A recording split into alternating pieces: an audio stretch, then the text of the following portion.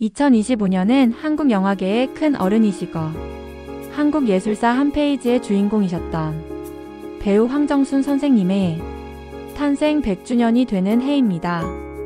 황정순은 한국 영화사에서 가장 많은 수상 경력을 가진 여배우로 특히 여우조연상 부문에서는 최다 수상 기록을 보유하고 있습니다. 또 연극과 영화에서의 공로를 인정받아 1992년 보감문화훈장을, 2007년에는 영화인 명예의 전당에 헌액되신 분이십니다. 그리고 영화배우 최초로 예술원 회원으로 선출되신 위대한 배우입니다.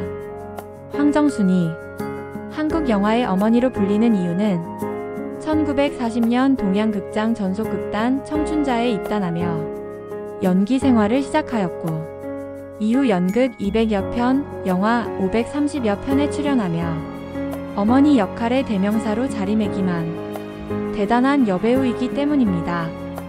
그녀는 연기뿐만 아니라 후시 녹음까지 직접 수행하며 연기의 완성도를 높였고 이러한 열정은 그녀를 한국 영화의 어머니로 불리게 했던 것입니다. 1972년부터 황정순은 황정순 장학회를 설립하여 어려운 환경 속에서도 꿈을 키우는 청소년들을 지원하기 시작했습니다. 이 장학사업은 그녀가 생을 마감할 때까지 꾸준히 이어졌으며 연기 활동과 함께 꾸준히 장학회 운영에도 헌신했습니다. 현재도 황정순의 뜻을 이어받아 황정순 장학회는 계속 운영되고 있습니다. 황정순의 따뜻한 마음과 나눔 정신은 세대를 넘어 지금도 계속되고 있으며 많은 이들에게 귀감이 되고 있습니다. 그랬던 황정순이 세상을 떠난 후 매니저 역할을 하던 조카 손녀가 고인의 양아들을 고소한 사건이 발생했습니다. 조카 손녀가 고소한 이유인즉슨 황정순은 사실 치매가 아니었으며 아들이 거짓으로 치매 병력을 꾸며 고인을 납치하여 정신병원에 감금했었다라는 것입니다. 하지만 아들 쪽에서는 이 모든 것을 유산을 노린 조카 손녀의 계획이라고 말하고 상반된 주장을 하며 법적 대응에 나섰던 것이죠. 고전적 품격의 대명사로 전통적인 한국의 어머니로 살았지만 정작 자신은 친자식이 없이 살았던 황정순의 호적에는 의붓손자와 조카 손녀의 남동생까지 3명이 입적되었습니다. 의붓손자와 조카 손녀 사이에 법적 공방이 세상에 알려지며 그녀를 사랑했던 팬들의 마음을 아프게 했습니다. 그녀가 2014년 향년 88세의 나이로 세상을 떠나기 전 남긴 유산으로 삼청동 단독주택은 당시에도 평당 1억 원을 호가할 정도로 노른자 85평의 땅이었는데 당시에 85억 원 정도이니 지금은 100억이 훨씬 넘는 재산입니다. 황정순은 작고한 남편과의 사이에 전처의 의붓 자식 3명이 있었습니다. 그리고 황정순에게는 3명의 법적 상속인이 있었습니다. 의붓 아들의 아들, 외조카 손녀, 그리고 외조카 손녀의 남동생까지 총 3명이 양자로 입적이 되어 있었습니다. 의붓 아들 측에서는 제일 마지막에 입적된 조카 손녀를 문제 삼고 있었는데 고인이 2010년부터 치매 증상을 보였으며 조카 손녀가 그것을 이용해서 고인을 속여 입적한 것이라고 주장을 하고 있기 때문입니다. 하지만 조카 손녀 측에서는 고인이 노안이 있었을 뿐 치매가 아니었다며 서로 맞서고 있는 상태였죠. 그런데 한 방송을 통해서 황정순이 정신병원에 입원하기 전에 살았던 문제의 삼청동 집도 공개가 되었습니다. 그런데 100억대에 달하는 집은 너무나 초라해서 충격적이었습니다. 할머니가 병상에 누운 후로 누구 하나 손보지 않았다는 것을 알 수 있었으며 할머니가 키우던 강아지도 1년 가까이나 그대로 방치를 했던 것이었습니다. 특히 양아들은 자신이 모시고 살던 것도 아니면서 같이 사는 조카 손녀의 집에 쳐들어가 치매라며 강제로 정신병원에 입원시켰다는 것 자체가 충격적이었습니다. 황정순은 의붓 자식도 떠나고 찾아오는 이 없는 삼청동 집에서 20년간 홀로 지냈습니다. 그런데 황정순이 노환으로 죽을 때가 되어서야 재산을 차지하기 위해서 서로 돌보려고 했던 모습이 너무나 씁쓸하게 느껴졌습니다. 그리고 고인의 반려견이 안락사되었다고 합니다.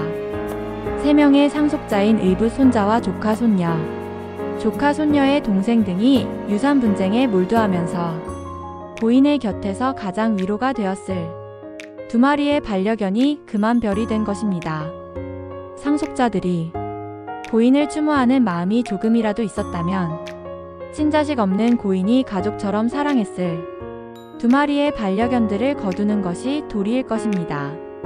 10년 이상 거둔 반려견들을 두고 떠나는 고인의 마음을 조금이라도 헤아렸다면 그들을 끝까지 보살펴 주었어야 함에도 1년간이나 방치하다가 안락사하는 최후의 수단을 했다는 점에서 고인에 대한 배려 없는 마음은 안타까울 따름입니다. 고인의 반려견들은 1년간이나 사람이 없는 상태로 지내왔기에 털이 엉켜 엉망인 상태로 사람들을 보며 두려움에 떨고 있었고, 고인의 집 내부는 개들의 배설물이 즐비하게 쌓여 있었습니다.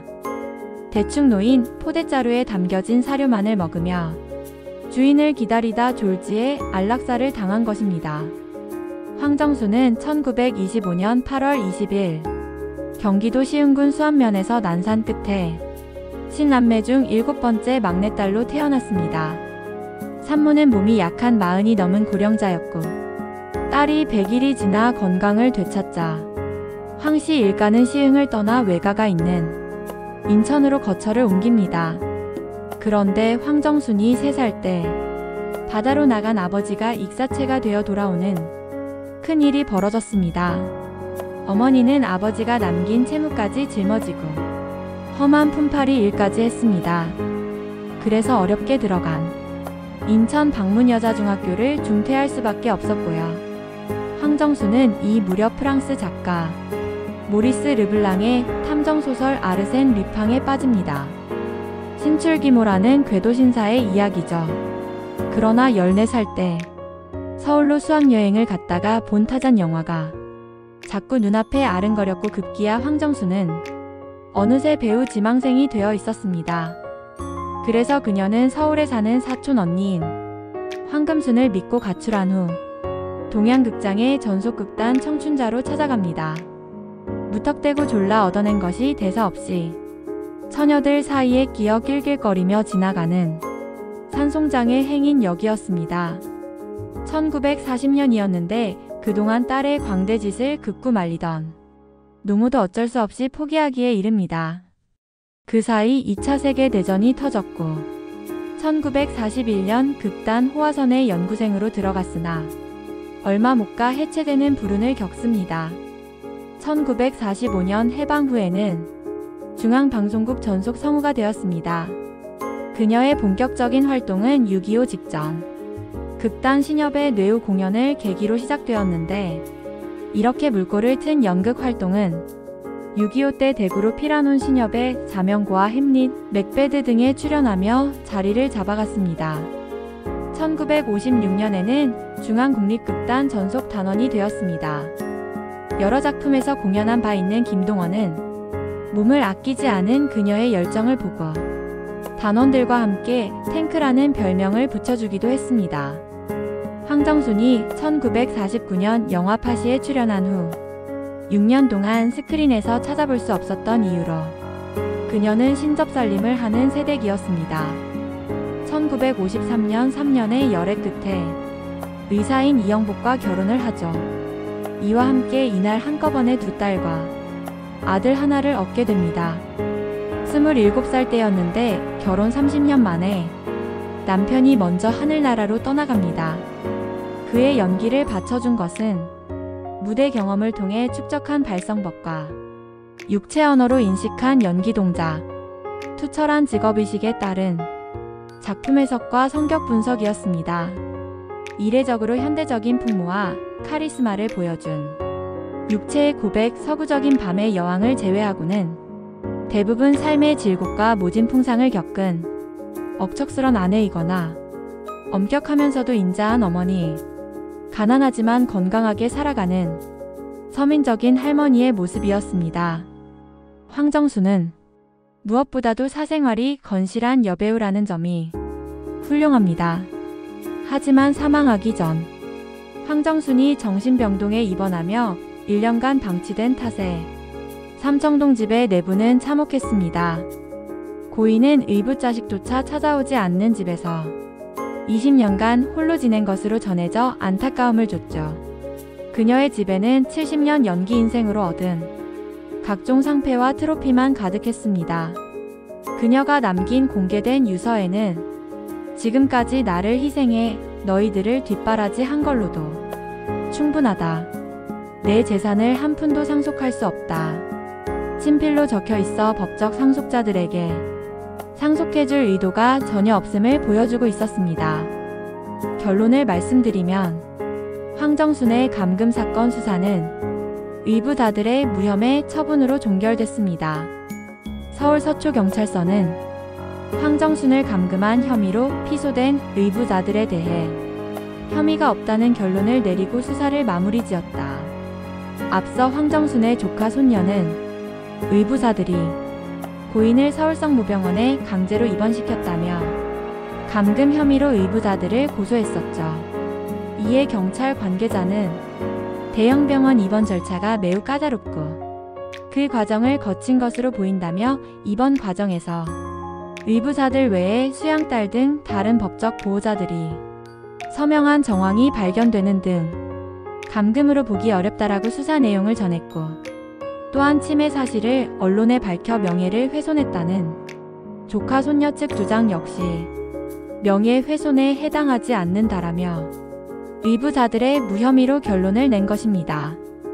방송에서 조카 손녀는 황정순이 실은 치매가 아니었으며 아들이 거짓으로 치매 병력을 꾸몄고 고인을 납치해 정신병원에 감금했었다고 주장했었죠. 또 조카 손녀는 생전 황정순이 병원에서 지인을 만나 나를 지켜줘야 된다고 말하는 영상을 공개했었습니다. 그러나 황정순의 아들 쪽에서는 이 모든 것이 유산을 노린 조카 손녀의 계획이라고 말하며 정반대의 내용이 담긴 증거들을 내놓으며 갈등이 고조됐었습니다. 하늘에 계시는 황정순 선생님께서 자식들의 이런 모습을 보고 있었다면 어떤 생각이 들지 너무나 안타깝게 느껴집니다. 어떤 곳보다 편안해야 할 하늘에서 아픔 없이 편히 쉬시길 바라겠습니다. 감사합니다. 연예 전문 기자 에이나였습니다.